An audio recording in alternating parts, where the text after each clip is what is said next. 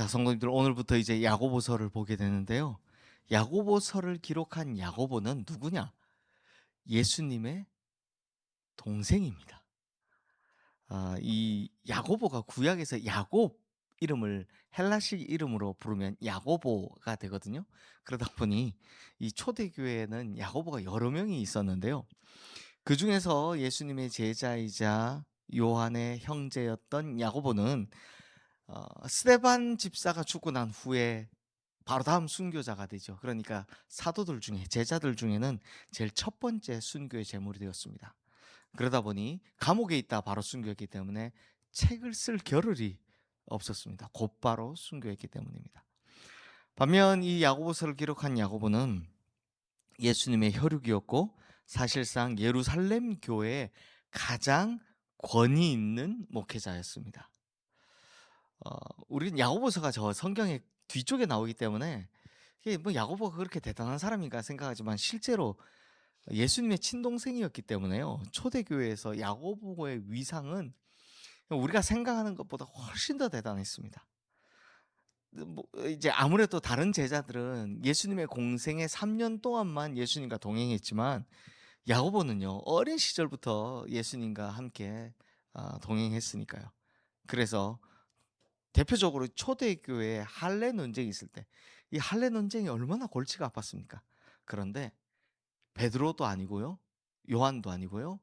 바울도 해결하지 못했던 이 할례 논쟁을 야고보가 나서서 정리하는 걸 볼 수 있습니다. 우리 사도행전 15장에 보면 이제 할례 때문에 할례 문제 때문에 예루살렘 의회가 이제 소집이 됩니다. 바울과 바나바가 1차 선교 여행을 성공적으로 마치고 돌아왔는데요. 근데 이 바울과 바나바가 1차 선교 여행을 하면서 만났던 이방인들에게 복음을 전하면서 그들에게 할례를 행하라고 권하지 않았다. 이것 때문에 문제가 됐던 겁니다. 특히 유대교에서 개종한 사람들이 왜 이방인들에게 할례를 행하라고 권하지 않느냐라는 문제를 제기했기 때문입니다. 이 문제가 바울의 선교 내내 괴롭히죠. 보면 이 문제 때문에 이제 예루살렘 교회의 지도자들이 모여서 회의를 하는데요. 정말 오랫동안 경론이 이루어지는데 결국 마지막에 결론을 내린 사람은 누구냐? 바로 이 야고보였습니다. 야고보가 하나님께서 이방인들에게 복음을 전하라고 하신 것은 우리의 사명이고 이방인들이 구원받는 건 하나님께서 하시는 일인데 어찌하여 그들에게 할례라는 짐을 지우느냐 라면서 반박을 하죠. 다만 이방인들이 그들의 문화를 교회 그대로 가지고 들어오는 것은 지양했으면 좋겠다라고 말하면서 이 네 가지를 금지를 시킵니다. 제가 이제 외울 때는 우매목의 피난에 이렇게 외웠는데 우상의 제물, 음행, 피채 먹는 것, 목매어 죽는 것, 요 죽인 것을 금하도록 하라. 요 네 가지만 금해라. 나머지는 금하지 말라라고 해서 이 문제를 종식시키는 겁니다. 이 정도가 바로 예수님의 동생이었던 야고보의 위상이었던 겁니다. 그리고 이후에 이 핍박으로 인해서 흩어져 있던 성도들에게 그러니까 예루살렘 교회가 핍박받으면서 쫙 흩어질 때 그 흩어진 성도들에게 야고보가 편지를 씁니다. 우리 1절 말씀 함께 읽어보겠습니다. 하나님과 주 예수 그리스도의 종 야고보는 흩어져 있는 12지파에게 문안하노라. 자, 야고보는 예수님의 동생으로서 대단한 위상을 가졌지만 야고보가 이렇게 자신을 소개합니다. 예수 그리스도의 종 야고보는. 우리 같으면 이 편지 쓸 때 자기를 좀 드러내야 되잖아요. 나 예수 그리스도와 함께 살았고 예수 그리스도의 동생이며 뭐 자랑 엄청 할 것 같은데 딱 한마디로 그칩니다. 하나님과 주 예수 그리스도의 종 야고보. 야고보가 이렇게 자기를 소개한 건요. 단순히 입에 발린 소리가 아니라 진심이었습니다. 예수님의 혈육인 걸 자랑하려고 했다면 그 사람은 절대 초대교회 지도자가 못 됐을 겁니다. 그런데 야고보는 진짜 예수 그리스도의 종으로서의 모습을 고스란히 실천했기 때문에 결국 초대교회를 이끄는 지도자가 된 거죠. 그리고 흩어져 있는 12지파에게 편지합니다. 다시 말하면 유대교에서 개종한 사람들에게 편지를 하는 겁니다. 이게 얼마나 대단한 거냐면요. 성도님들 우리 바울 서신 먼저 다 보고 왔잖아요. 근데 사도 바울하고 비교하면 바울은 당시에는 흩어져 있는 12지파에게 편지하노라 이만한 권위가 없었습니다. 그래서 바울은 자기가 개척했던 교회들에게만 편지를 하죠. 데살로니가 교회, 에베소 교회, 그다음에 빌립보 교회, 고린도 교회 등등 어떤 하나의 교회나 하나의 지역에 있던 교회들에게 편지를 썼습니다. 그게 아닌 경우가 이제 로마서 정도, 못 가봐서 미안하다 편지 쓰는 정도. 그러나 야고보는 흩어져 있는 12지파에게 편지하노라라고 쓸 만큼의 권위를 가지고 있었습니다. 그러므로 야고보가 쓴 야고보서는요. 우리는 성경 맨 뒤에 있어서 좀 이제 뒤편에 있어서 좀 홀대받는 느낌이 있는데요. 당시에는 모든 디아스포라 유대인들이 읽을 만큼 대단한 권위를 가진 책이었습니다.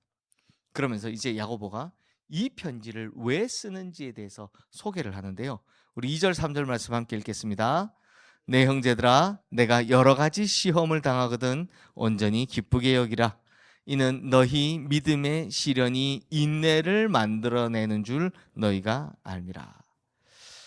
당시 기독교는 공인되기 전이었기 때문에 예수 믿는 것 자체가 고난이었습니다.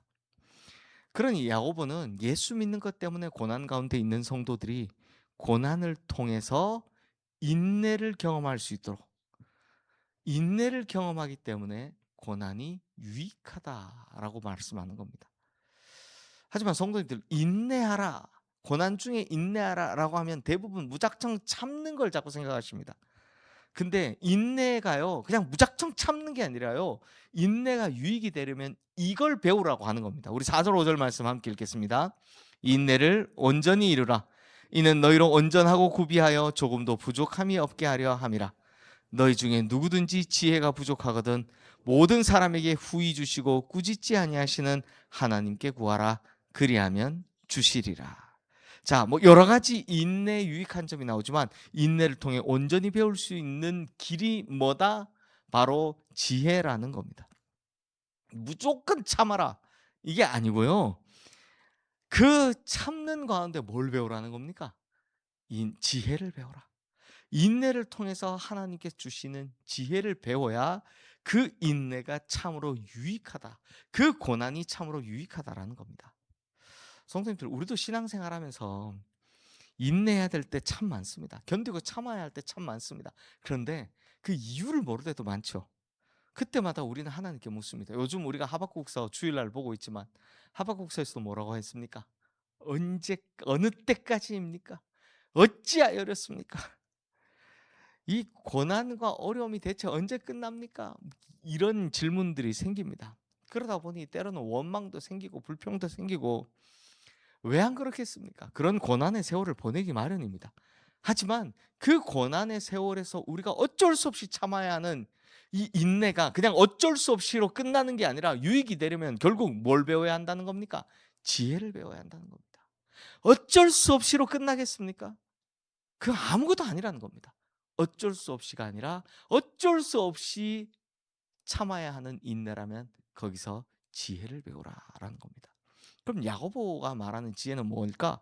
야고보는 이렇게 설명을 하는데요. 우리 12절 말씀 함께 읽겠습니다. 시험을 참는 자는 복이 있나니 이는 시련을 견디어낸 자가 주께서 자기를 사랑하는 자들에게 약속하신 생명의 면류관을 얻을 것이기 때문이라. 자, 시험을 참는 자가 복이 있다라고 말씀하는데요.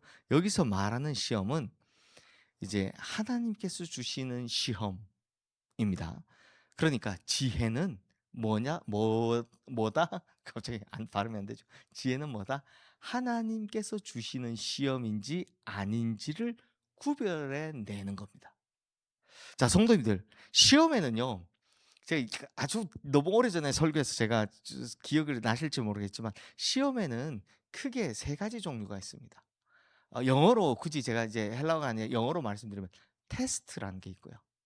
그다음 트라이얼이라고 우리 말로는 시련이라고 번역되는 것들이 있습니다. 그리고 템테이션, 유혹이라고 번역되는 게 있죠. 똑같이 다 성경 시험이라고 번역을 합니다. 근데 테스트와 트라이얼은 시험과 시련은 하나님께 주시는 것들이 대부분입니다. 템테이션, 유혹은 우리 마음속에 올라오는 욕망이나 혹은 사단이 주는 것들이 대부분이죠. 근데 오늘 이 본문에는 하나님께서 주시는 시험과 사람에게 받는 유혹, 즉 템테이션, 테스트 이 두 가지를 구분하고 있습니다. 우리 13절 14절 말씀 함께 읽어 보겠습니다. 사람이 시험을 받을 때 내가 하나님께 시험을 받는다 하지 말지니 하나님은 악에게 시험을 받지도 아니하시고 친히 아무도 시험하지 아니하시니라. 오직 각 사람이 시험을 받는 것은 자기 욕심에 끌려 미혹됨이니. 자, 여기서 쓰고 있는 단어가, 시험이라는 단어가 헬라어로 페라이조라는 단어인데요. 이 페라이조가 사실 두 가지로 해석이 됩니다. 첫 번째는 앞서 본 것처럼 하나님께서 주시는 시험, 두 번째는 사람의 자기 욕망에서 올라오는 유혹을 의미합니다. 그러니까 12절은 하나님께 주시는 시험을 말하는 거고 13절 14절은 사람에게 받는 유혹을 말하는 겁니다. 그러니까 사람에게 받는 유혹 가지고 내가 하나님께 시험 받았다 이 소리 하지 말라는 겁니다. 무슨 말씀인지 아시겠습니까? 하나님께 받는 시험을 통해서는 인내를 배우고 거기서 지혜를 배우라라고 이야기하셨다면, 사람의 욕망에서 올라오는 이 유혹들, 이 시험에 대해서는 야, 그거 하나님께 받는다고 하지 마라 라고 딱 잘라 말하는 겁니다. 우리가 그렇습니다. 욥이나 요셉처럼 하나님으로부터 오는 시험을 겪을 때가 분명히 있습니다. 그런데 그럴 때도 있지만 대부분은 자기 욕심 때문에 받는 시험들이 많다는 겁니다. 이걸 분별하는 것이 지혜라는 거죠. 이 지혜를 배우라는 겁니다. 인내 속에서. 그래서 성도님들, 이것만 분별해내도요, 인내를 온전히 이루어가는 데 있어서 큰 힘이 되고 고난을 이겨내는데 큰 유익이 되더라라는 겁니다. 왜냐하면 이 고난의 근본이 하나님으로부터 온 거라면 감사할 줄 알게 되고요, 하나님이 아닌 나로부터 오는 거거나 사단의 시험으로부터, 내가 약한 부분을 사단의 시험으로부터 오는 거라면 그건 빨리 이겨내야 되는 거기 때문입니다. 그리고 이걸 구분해낼 수 있는 지혜가 엄청 유익한 거죠. 그러니 성도님들, 오늘 우리 앞에 당한 많은 시험들 가운데 어떤 것이 하나님께로부터 온 것이며 또 어떤 것이 내 욕망에서부터 온 유혹인 것인지 분별하고 찾아낼 수 있는 지혜를 가지신 성도님들 되시기를 주님의 이름으로 축원합니다. 그래서 욕망에서부터 온 유혹은 빨리 끊어내야 할 것이고, 하나님께로부터 온 시험은 인내로 견딜 줄 알아야 할 것입니다. 자, 두 번째로 야고보는 지혜에 대해서 이렇게 설명하는데요. 우리 22절 말씀 함께 읽겠습니다. 너희는 말씀을 행하는 자가 되고 듣기만 하여 자신을 속이는 자가 되지 말라. 자, 인내하면서 지혜를 얻어야 되는데요. 이 두 번째 말하는 지혜는 말씀을 행하는 것이다 라고 설명합니다. 이게 야고보서의 특징인데요. 행함. 우리 내일부터, 이제 다음 주부터 2장부터 보게 될 때 이제 특징을 볼 수 있는데요. 이건 예수님께서, 확실히 예수님 동생답습니다. 산상수훈에서 말씀하고 내린 결론과 똑같습니다. 예수님께서 산상수훈 결론에서 뭐라고 말씀하십니까? 누구든지 이 말씀을 듣고 행하는 자라야 주초를 반석 위에 놓은 지혜로운 자라고 말씀하셨고요. 또 반대로 누구든지 이 말씀을 듣고 행하지 않는 자는 주초를 모래 위에 놓은 어리석은 사람이라고 말씀하셨죠. 왜 저희 어릴 때 교회 학교에서 배울 때 반석 위에 세운 집, 모래 위에 세운 집 배우는 게, 그 반석 위에 세운 집, 모래 위에 세운 집만 자꾸 기억하시는데 그 근본은 뭐다? 말씀을 듣고 행하는 자가 반석 위에 집을 지은 사람이고요, 말씀을 듣고 행하지 않는 자가 모래 위에 집을 지은 자입니다. 즉 말씀을 듣고 행하는 자가 지혜롭다라는 겁니다. 근데 세상은 대부분 반대로 가르칩니다. 말씀, 그래, 많이 알아, 많이 읽어, 좋아. 그런데 말씀대로 행하는 거 그 바보 같은 짓이야 라고 가르칩니다. 왜요? 말씀대로 행하면 손해를 보니까요. 누가 오리를 가달라고 하면 심리를 가주겠습니까? 누가 겉옷을 달라고 하면 속옷까지 벗어주겠습니까? 누가 오른뺨을 맞으면 왼뺨을 돌려댑니까? 오른뺨을 맞으면 나도 때리지. 이렇게 사는 걸 세상은 바보 같은 짓이라고 이야기합니다. 뺏겼으면 뺏긴 만큼 가져오라고 이야기합니다. 맞았으면 맞은 만큼 갚아주라고 이야기합니다. 하지만 하나님의 백성이 지혜로운 사람이 되기 위해선 말씀대로 살아야 한다는 겁니다. 사람들은 우리를 보고 어리석다라고 하겠죠. 그러나 하나님은 그걸 지혜롭다라고 하시는 겁니다. 이것이 참으로 참된 지혜다라는 거죠. 그러므로 우리 성도님들, 오늘 우리가 인내의 삶을 이루어내는 지혜로운 자가 되어서 하나님의 말씀을 있는 그대로 행하고 또 하나님 보시기에 지혜로운 자가 되시기를 주님의 이름으로 축원합니다. 이 시간 오늘 주신 말씀 기억하며 우리 함께 기도하겠습니다.